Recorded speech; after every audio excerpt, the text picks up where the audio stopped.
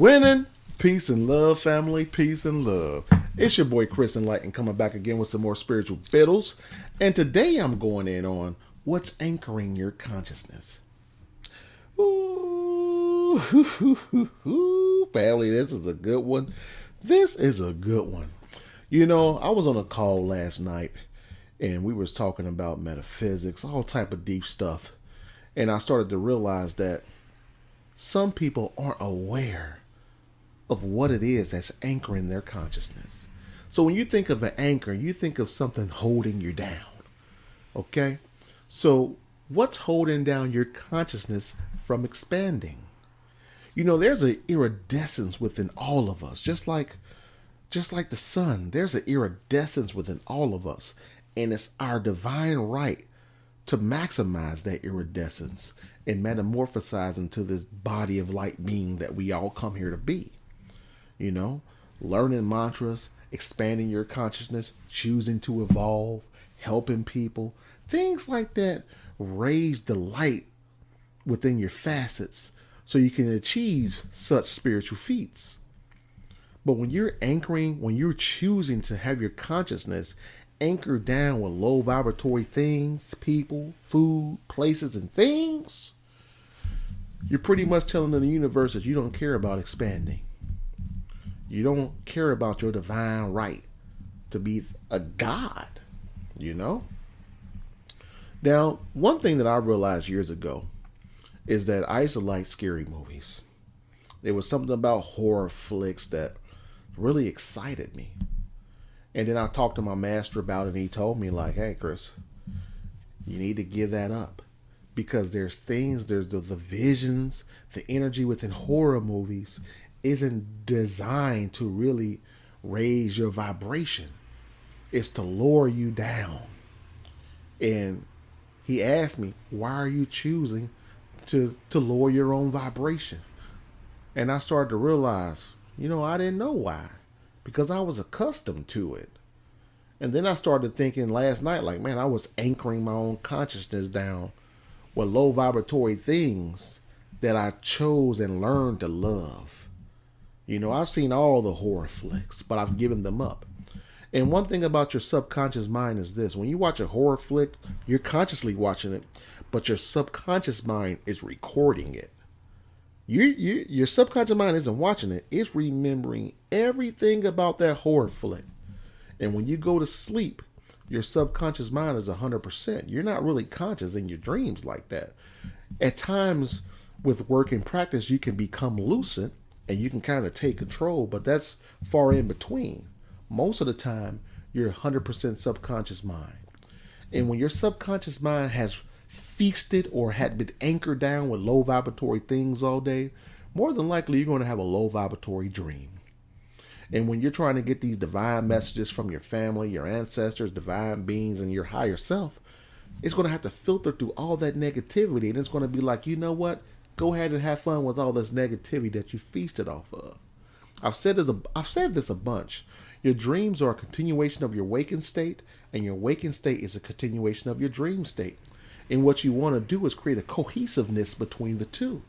You want to create a cohesive winning bubble between your dream and your reality. And when you do that, when you create that bridge of high vibratory energy and high vibratory thoughts, you can't help but win. Because winning can't share the same place with low vibratory. It can't share the same place. So the next time you choose to watch a low vibratory movie, just know that you're choosing not to win. It may feel good. It may feed that carnal, low vibratory, lower Dantian, lower sacral region, third, what they call it, the red chakra, the root chakra. You know what I mean? You may want to fulfill that desire, but you got to let that go. You want to ascend up in everything that you do. That's why I stopped cussing. That's why I stopped hanging out in clubs. I stopped drinking, stopped smoking. Stopped everything. You know what I mean? I thought that, man, that's what I needed to have fun, but that's not true. When you gain light, man, you wake up feeling good. I find myself in the car driving, cutting the radio off and just saying divine prayers because it feels good. That what you do most is that what you do best. So I'm good at it.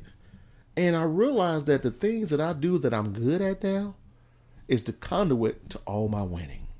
So this is for the people that feel as if they're not winning. Switch up. Every day is a new day. I don't care what you did yesterday, day before last week, last month, last year. Tomorrow's a new day. Tomorrow's a new day. I challenge you to challenge yourself to start winning. Give up something. Sometimes you might have to give up everything and reincorporate things back in your life to see what helps you win. But when you have an amalgamation of low vibratory things that you just carrying around your back like a backpack because you think you need it and you ain't winning, it's time to change. Drop your backpack, become a spiritual hermit, and slowly reintroduce things in your life. If you're not winning when you reintroduce it, discard it and don't pick it up again. You know where you've gone with that energy. Okay?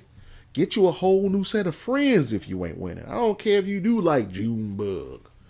I don't care if you do like whomever you want your friend is that ain't winning. I don't care if you've known that friend for 40 years. If you're not winning with that friend, that's not your destiny pair. They may be your soulmate. Y'all may have signed the contract to lose in this reality, but you can sever that contract and choose to win. You know what I mean? Don't continually value contracts with people and they're not winning. It makes no sense. I don't care if it's your mama, your sister, your brother, your lover, your cousin, your friend. I don't care who it is. If you're not winning with them, let them know. Be stern and be like, you know what? I love you, but I'm not winning with you in my life. If you love me, you will let me go and let me find myself so I can win. And then when you come back as a winner, you can say, here, boom, this is what I'm doing to win. You want to be down on my winning team? If they say no, you know you made a good move. If they say yes, you know you made a good move. Okay? So it's just as simple as that, family. I really want you guys to really be conscious about what it is that you're anchoring your consciousness down with. If you're still watching the news, I'm imploring you guys, if you're still watching the news, stop it. I don't care about what's going on out there. All that stuff is distractions.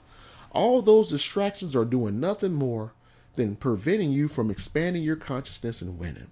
Most people, when you tell them to stop doing something negative, they're going to fight for their limitations. The ego is going to fight for its level of understanding, and it's going to just come up out of nowhere justifying why they're losing. When you find someone like that, leave them where they be. Leave them where they be. I'm a master of leaving people where they be. If you're losing, I'm not going to try to build you up. Keep losing. You may have signed a contract to come here to lose. You may come here in this reality to lose, but you're not going to lose with me. You know what I'm saying? I give people 2 chances. Learn this divine prayer. I come back 3 months. You learn that divine prayer yet? Nah, man, I want that first line. For real? Okay. I just fade away. I stop calling them. I stop returning their messages, and I just fade away. I just cut them out because their losing energy is going to affect the collective consciousness of my winning. I want to be around collectively with a bunch of winners. If you're watching this channel, it's because you're a winner. Whether you feel as if you're winning or not, just by listening to me, you're going to win. Because I'm talking to your soul right now. I'm trying to infuse winning energy in my vernacular out onto you. So when this video is over with, you're going to be thinking about, man, he was talking to me. That's what I do. I'm not just talking to some random person out there in the world. I'm talking to you. And you know who you are. You know who you are, family. So on that note, family, peace and love. Be more mindful about what you're anchoring your consciousness with. Start winning. Learn some divine prayers. Take in sunlight. If you're somewhere, I'm up here in the Midwest. When the sun is out, I take me a break and I go out there and get some. But if you're in Cali, Florida, Texas, where it's beautiful, you really need to be taking in sunlight. Nothing's going to expand your consciousness like that. I don't know what else to tell you about that. So on that note, family, peace and love. Get your Buddha, rub its head, and start winning.